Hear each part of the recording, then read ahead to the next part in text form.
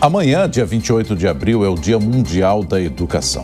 E para antecipar essa comemoração, essa data e falar sobre o impacto dela no Brasil, nós recebemos o vice-presidente acadêmico da Ânima Educação, Janes Fidelis Tomelin. Janes, bom dia, obrigado por atender a Jovem Pan essa manhã, bem-vindo.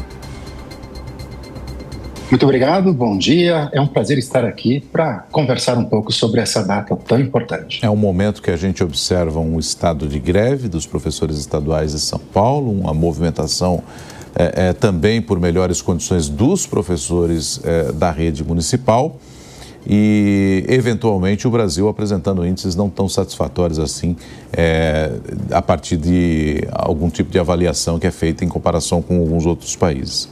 Janes, qual é a interpretação que você tem para esse momento da nossa educação? E aí não dá para escapar do chavão. Temos o que comemorar nessa data? Perfeito. Ótima reflexão.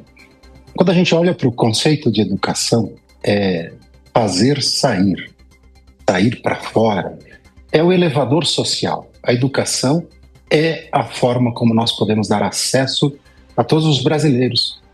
E, portanto, se o aluno é centro nesse processo, o protagonista da sala de aula é, sem dúvida, o professor.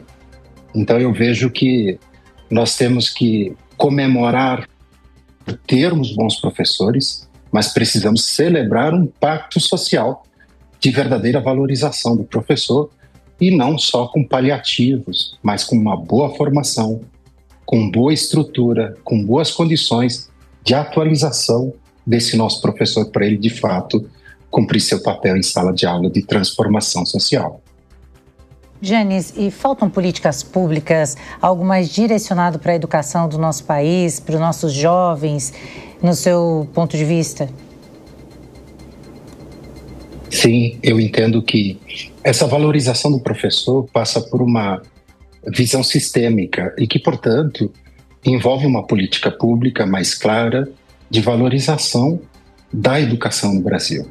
De uma forma geral, olhando para metodologias, para tecnologias, para os atores pedagógicos, em especial para que mais pessoas queiram ser professor.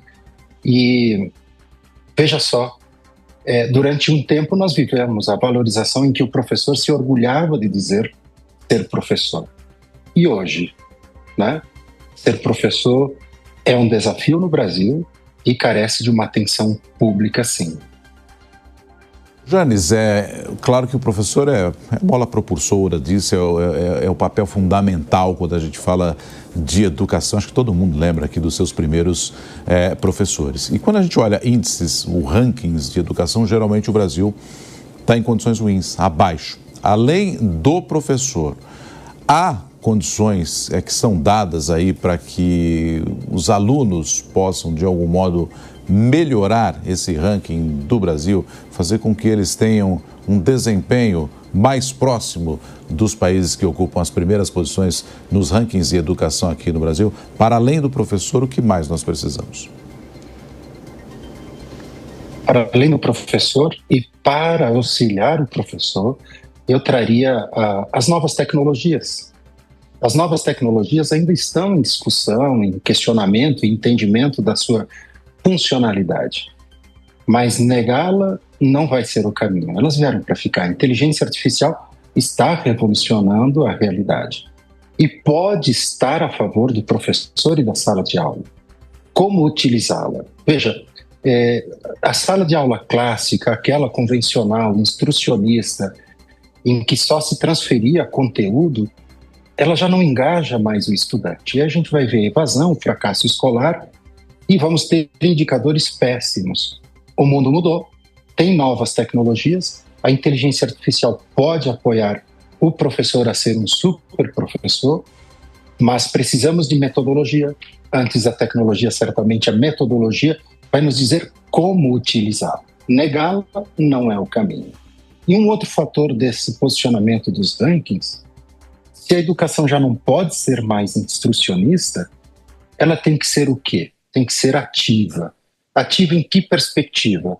De não só gerar memória mecânica de conteúdos em que o aluno, numa prova, regurgita aquele aquilo que ele se disciplinou a memorizar.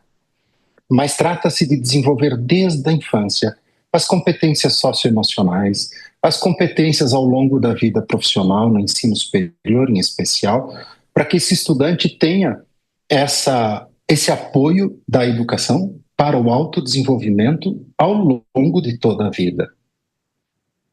A gente agradece o vice-presidente acadêmico da Ânima Educação, Janes Fidelis Tomelin, pela entrevista aqui no Jornal da Manhã. Janes, muito obrigado. Ótimo domingo para você. Obrigado.